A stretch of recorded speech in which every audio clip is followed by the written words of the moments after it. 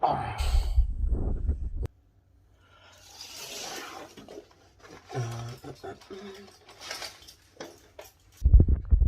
morning to all of you guys out there. I'm going to do something a little bit different today, just because I was watching a video about volume yesterday and it kind of prompted me to do this, because a lot of people talk about volume and think about volume in terms of running, and think running volume is a really negative thing, and it's not necessarily the case.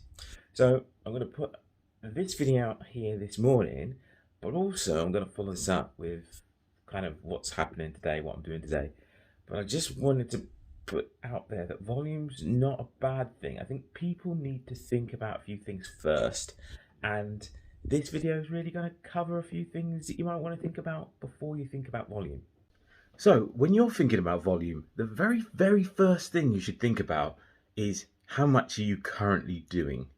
Because volume is really a relative thing. There's not one answer for everybody. There's not a one-size-fits-all approach.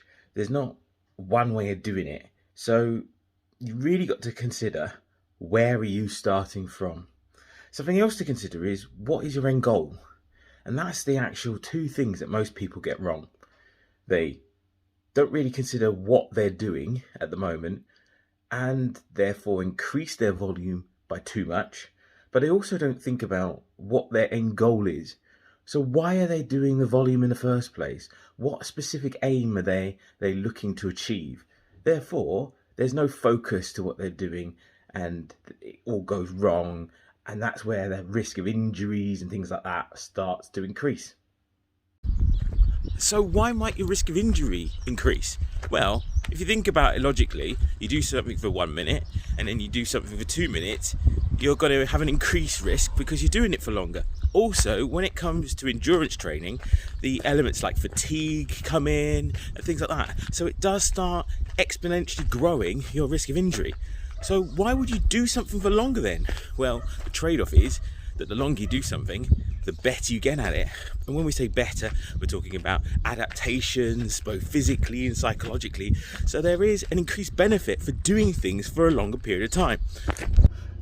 So is volume this evil thing that you need to avoid at all costs? Is it all about different types of training styles, etc., etc.? Well, the short answer is no. Volume's nothing to be scared of. But as I said right at the beginning of this, you really need to think about your starting point. So where are you starting from? Volume is different if you're doing, and when we talk about volume, we normally talk in mileage or kilometers.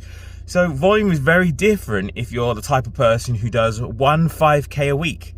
That volume for you will be a different conversation than someone who is an Olympic athlete who's going out and doing something like 120 kilometers per week. It's a different conversation. Also, again, it all depends on what type of event what your goal you're training for. And when we normally talk about events, normally we talk about in endurance, we talk about the mile, the 5K, or the 3.1 miles, the 10K or the 6.2, the half marathon or the marathon distance. So it's very different conversation when we talk about volume and what's appropriate volume and suitable volume, when we then add in the elements of distance. So what distance are we working towards? What goal are we trying to achieve? Something else to consider as well is that we're all different.